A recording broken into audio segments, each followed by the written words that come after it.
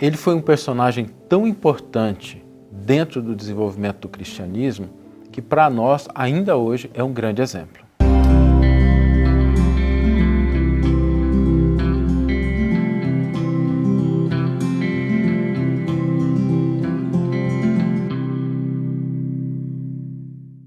Olá meus amigos, olá minhas amigas, sejam todos muito bem-vindos ao programa Reflexões com Emmanuel.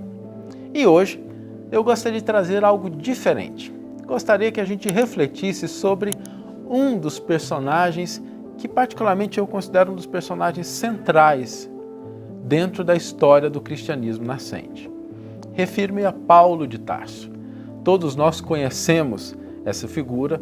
Eu particularmente tenho um impacto muito grande na minha vida de Paulo de Tarso, não porque eu tenha visto, conhecido, nada disso, mas porque o meu nome deriva de Paulo de Tarso. Meu nome é Saulo e minha mãe me deu esse nome em função do nome de Paulo antes dele se converter ao cristianismo, como ele era chamado, de Saulo, nos testemunhos bíblicos. E essa figura para a gente é uma figura que merece a nossa atenção, porque nós nos lembramos de Paulo como grande missionário, como grande apóstolo dos gentios, e de fato ele foi uma figura fundamental para o desenvolvimento do cristianismo. Paulo foi responsável por retirar o cristianismo daquele contexto estritamente judaico, sem perder as suas raízes, mas sem trazer aquelas práticas da circuncisão e algumas outras que poderiam ter limitado a adesão dos gentios, aqueles que não eram judeus, à proposta do Cristo. Ele foi alguém que fundou diversas comunidades, viajou milhares de quilômetros a pé, divulgando a mensagem. Só que quando nós olhamos essa parte da vida de Paulo, às vezes nós nos esquecemos da primeira parte. A parte em que Paulo foi uma pessoa fanática, apegado aos preceitos judaicos de uma maneira muito agressiva, perseguidor dos primeiros cristãos, responsável pela morte do primeiro mártir do cristianismo, que foi Estevão. E como a gente pode conciliar essas duas figuras, essas duas metades da vida? Aconteceu na vida de Paulo um momento transformador. O momento em que ele, caminhando na direção de Damasco, a fim de prender Ananias, que era um discípulo do Cristo, ele se defronta com a visão de Jesus ressuscitado. Aquela visão é uma visão que hoje nós temos maneiras mais claras de entender e denominar aquele fenômeno. Porque foi de fato um fenômeno mediúnico. Porque enquanto Paulo enxergou aquela luz, ouviu aquela voz, percebeu aquela figura diante de si, aqueles que o acompanhavam na viagem não perceberam tudo que Paulo percebeu. Ficaram até confusos porque que Paulo havia se ajoelhado, caído do cavalo e falando com alguém que eles não viam, que eles não enxergavam. O que demonstra de maneira clara que nós estamos diante de um fenômeno mediúnico. E Paulo soube aproveitar esse fenômeno para se dedicar então a uma correção de rota na sua vida, a buscar um caminho diferente, com a mesma energia, com a mesma determinação, com a mesma força, com o mesmo compromisso que o caracterizava na fase anterior, ele agora seguiria o Cristo. Agora ele entendeu de maneira profunda, levaria um tempinho ainda, ele levaria alguns anos refletindo, estudando, a fim de sedimentar os ensinos na sua alma, mas a mudança de rota já estava feita. Paulo passaria a ser essa mensagem do Cristo para todos aqueles que não o conheciam e que não faziam parte estritamente do contexto judaico. Paulo abriria as portas da comunidade cristã a todos aqueles que quisessem se aproximar do Cristo. E essa vida de Paulo, o seu exemplo, é muito importante para nós, porque muitas vezes nós estamos diante de momentos de transformação, de mudança, de renovação.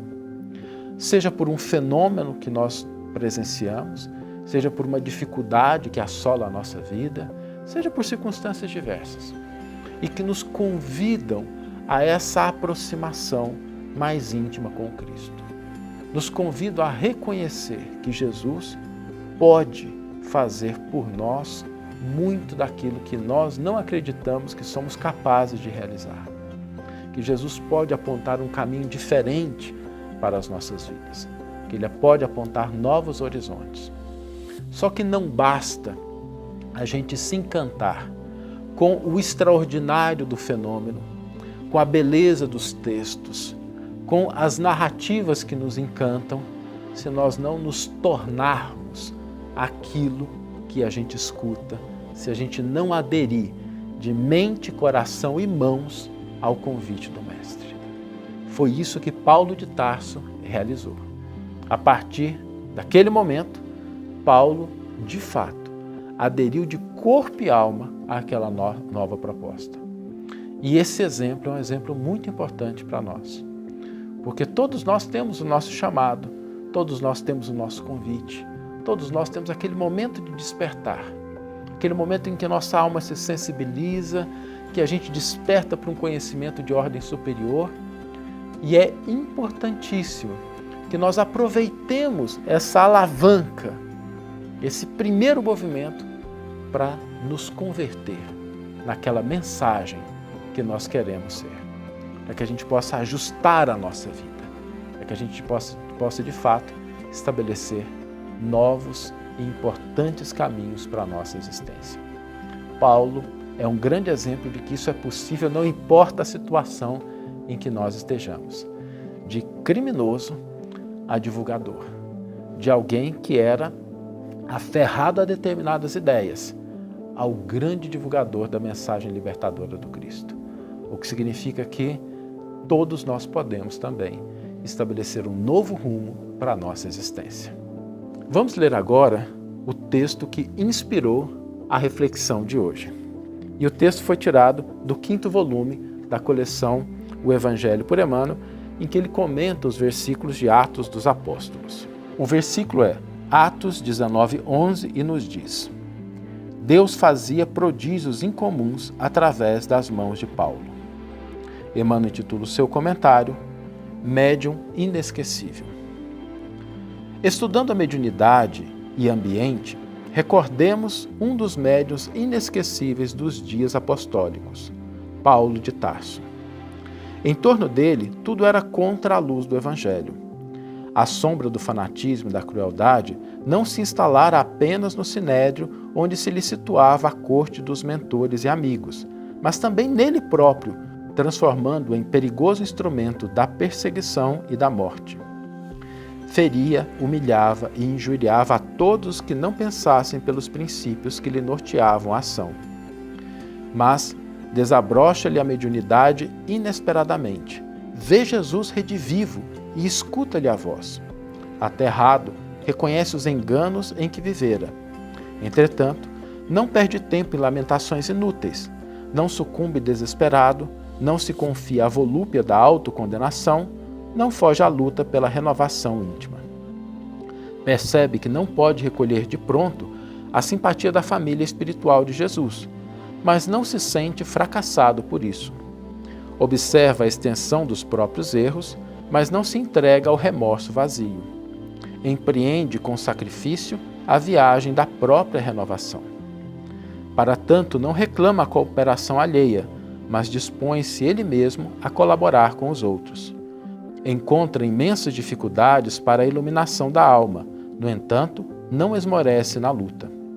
Segundo a palavra fiel do Novo Testamento, é açoitado e preso várias vezes pelo amor com que ensinava a verdade.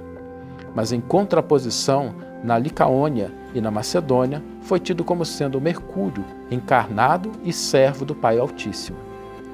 Não se sente, todavia, esmagado pela flagelação ou confundido pelo êxito.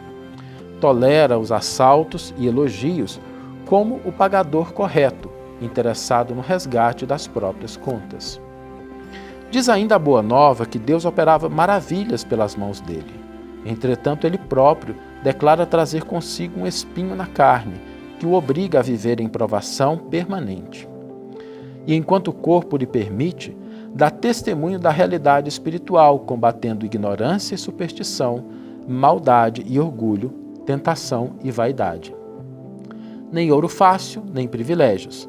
nem cidadela social, nem apoio político. Ele e o tear, que o ajudaram a sustentar-se, ficaram, através dos séculos, como símbolo perfeito de influência pessoal e meio adverso, ensinando-nos a todos, principalmente a nós outros, encarnados e desencarnados de todos os tempos, que podemos pedir orientação, falar em orientação, examinar os sistemas de orientação, mas que, acima de tudo, precisamos ser a própria orientação em nós mesmos. Uma belíssima página de Emmanuel que nos ajuda a recordar essa importante figura do cristianismo nascente e o convite para que nós também sejamos a mensagem daquilo que nós já tivemos a oportunidade de aurir, de recolher dos ensinos e da presença do Mestre entre nós. O desafio para a gente hoje é esse, que nós possamos nos converter na mensagem daquilo que nós já recebemos, do contato que nós já tivemos com o Mestre, seja em que dimensão for, seja que intensidade for. Às vezes a gente pode ter ouvido alguma coisinha simples do Cristo, mas hoje vamos nos converter nessa mensagem. E se você acha interessante que a gente retome temas como esse de hoje, de personagens da Boa Nova e o que elas podem nos ensinar, deixa nos comentários, quem sabe a gente não faz uma playlist desses personagens importantes da Boa Nova, Pedro, Maria de Magdala, Maria de Nazaré, e a gente faz aí um conjunto de reflexões só sobre esses personagens da Boa Nova. Quero te desejar uma excelente manhã, ou uma excelente tarde, ou uma excelente noite, e que possamos estar juntos no próximo episódio. Um grande abraço e até lá!